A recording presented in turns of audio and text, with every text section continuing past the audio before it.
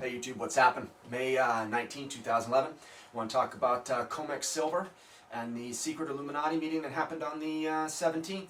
The cover story for this meeting happened in New York. The cover story for this meeting was the publication of the AIG IPO offering. That was the cover story, primarily. The secondary cover story was the JP Morgan meeting that happened in Ohio, where there was 8 people presumably arrested. I have a couple of links below. Take a look at them. And those were the cover stories to get people's attention away from what was really happening. Now, the meeting that happened consisted of, in the Illuminati's sphere, it consisted of very higher up bankers, financiers, Federal Reserve people, monetary whizzes, so to speak. Monetary, for lack of a better word, or if you want to go to a street name, monetary shot callers. Yeah, decision makers, if you want to, approach it from an Illuminati vocabulary standpoint. Decision makers. And it's very rare in the Illuminati to have decision makers. I know it sounds crazy, but really it's a top-down instrumentation system. And a lot of people in the Illuminati don't make their own decisions. Tom Cruise doesn't make his own decisions. Brad Pitt doesn't make his own decisions. Those individuals are pawns on a chessboard. They are told what to do, they're told how to do it, and if you get out of line, either we got blackmail information on you, or you'll never work in Hollywood again. So, do what you're told. Now, these people, these individuals are different. These individuals are decision makers, financial decision makers, and they've got a lot to be worried about. And I'm going to explain a little bit about the chronological order of things that led up to this May 17th meeting. Because the Illuminati, one of their tactics is always disinformation.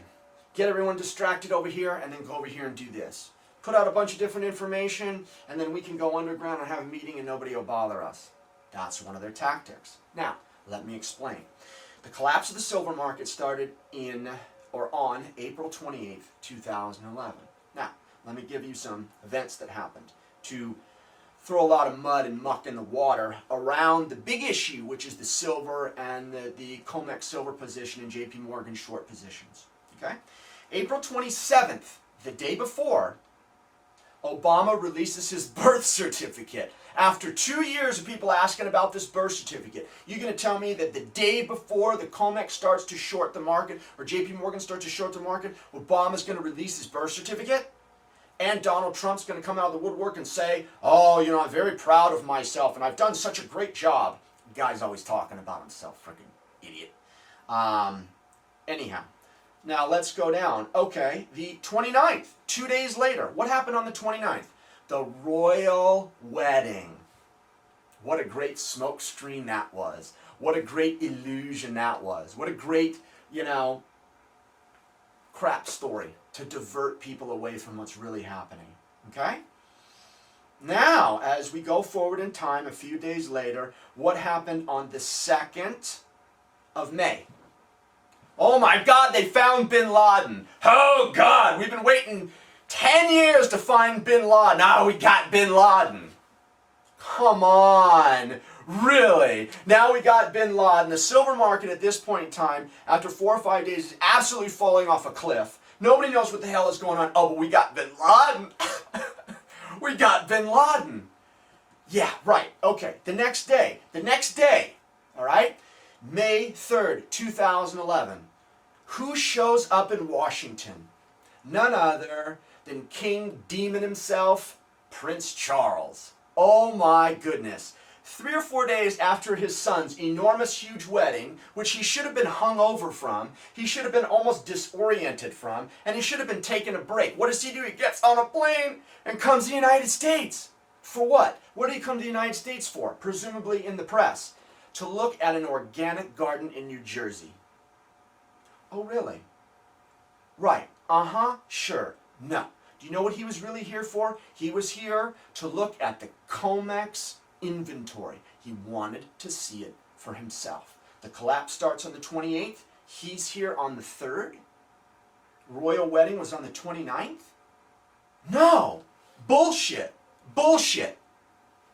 All disinformation. All a bunch of crap. Now, coincidentally, I've said in some of my last videos, the Illuminati will always put a little bit of truth. They'll always hint at what they're doing within their press releases, within their, statements from their minions, etc., etc. Okay? Now, on that same day, 5/3/2011, on Fast Money, that show on CNBC, which is owned by General Electric, which is one of the pillars of the Illuminati community, all right, what do they say in their closing remarks? One of the last remarks on that program for that day, that evening, was buy JP Morgan stock. I think Seymour, that little prick, what did he say? Oh, I'm a buyer of JP Morgan stock. Oh, really? Wow. As Prince Charles is going to go look at the Comex. Makes you wonder, doesn't it?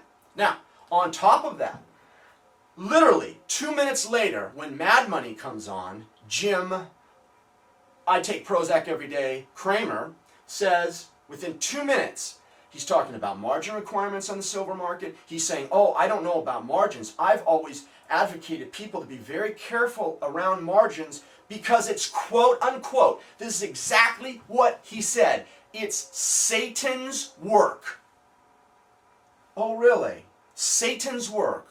Now, in Illuminati code, in Illuminati language, what he is saying when he says Satan's work has nothing to do with the margins. He is paying homage. He is showing his attentiveness to the prince who just arrived that day by saying, Lord Satan. That's what they do. That's how they communicate. That's how they show their guts for the Illuminati. That's how they show that they're down for the cause, That's one of the ways. That's a telltale sign right there. Now, let me fast forward a little bit more because the meeting, again, I said the secret meeting was on May 17th, 2 days ago. Now, on May 16th, right before this meeting, and you have to understand that probably the Bin Laden, the royal wedding, all this stuff has stirred up the pot for the first part of May. So they don't got to stir it or put out any disinformation until we're getting close to that May 17th date, okay? What happens on the 16th, all right? What is Donald Trump? Ronald McDonald, dumbass, platinum spoon-born, punk. What does he say? What does he say on the 16th? He's Illuminati through and through, by the way. And what does he say on the 16th? Oh, I'm not running for president. Stirring up the pot a little bit more, throwing that disinformation in there, Now, what also happens on the 16th? What also happens on that day? The IMF chief gets arrested, thrown in Rikers, no bail. Stir up the pot some more, What happens the very next day, on the 17th, the day of this secret meeting, okay? What happens? Arnold Schwarzenegger announces that he has a love child.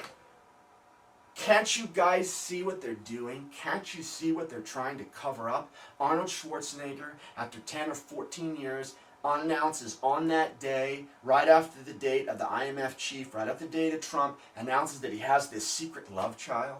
And this secret meeting is happening on the 17th. Do you see how they stir that pot? Do you see how they stir that pot? Do you see how they throw that disinformation out there to hide what's really going on? And all of this disinformation only goes to show you how scared they are of the silver market. They're scared to death. The game is over for them.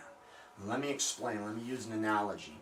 The silver market, Comex silver, in this country right now, if you've ever played that game Jenga, where you pull the little pieces and the blocks out and the last person to pull the piece and the tower falls over loses. Okay, we're down to the point where all the pieces have been pulled out and JP Morgan is stuck with his fingers on the last piece.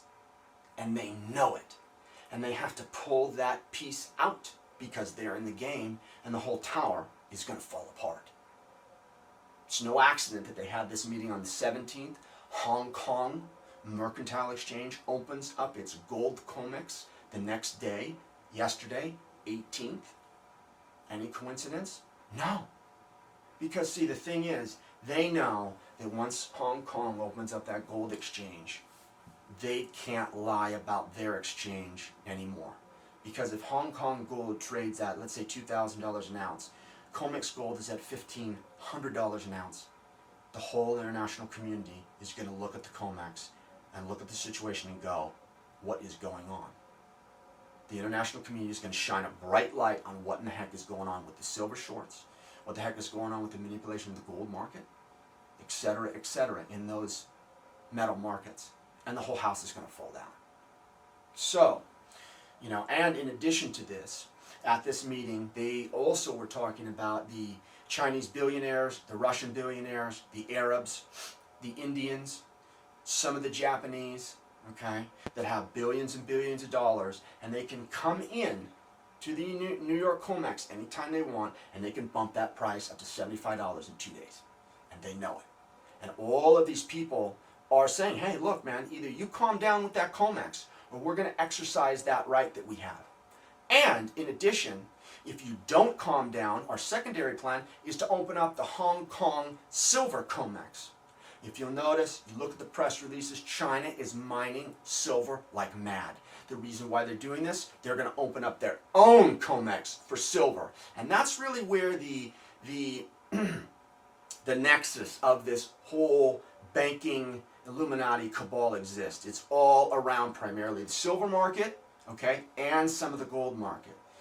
In addition to that, China has told the Illuminati bankers, look, we got $2 trillion in bonds. We'll sell those bad boys in a second. You know what we're going to do with the money? We're going to come into the United States. We got plenty of people in place. And we're going to buy physical silver on the market.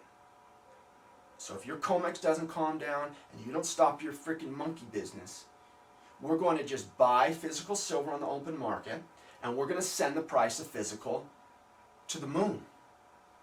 And that will expose your Comex also. Because if you go to the Comex, you buy silver for $35. Then you go on the open market and you buy silver for $55 because there's a $20 spot over at the retail dealers in their showroom or online or wherever you're purchasing it from.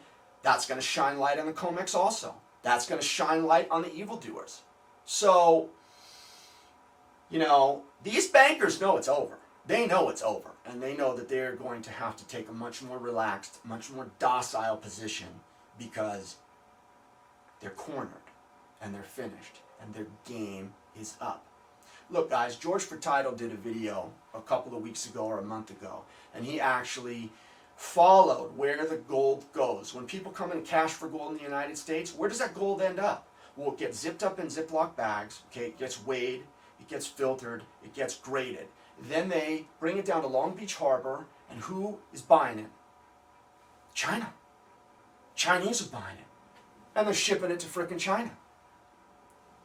They'll do the same thing with silver.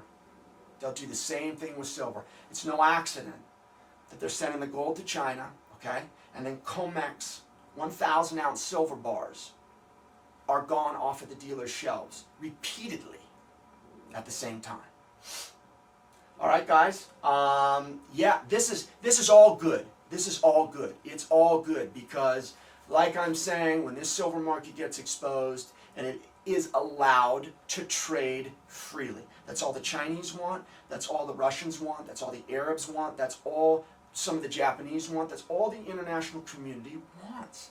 It's just for the silver market, metals market in general, to trade in normal trading ranges against normal supply and demand. They just want the manipulation to stop, and the manipulation will stop. All right, guys, I just wanted to, you know, there's a lot of murk in the water. I had to do a video today. This stuff's very important from a financial standpoint, from a banking system standpoint, very important. And this is how it breaks down, and this is exactly what it is. All right? Thanks again for your time.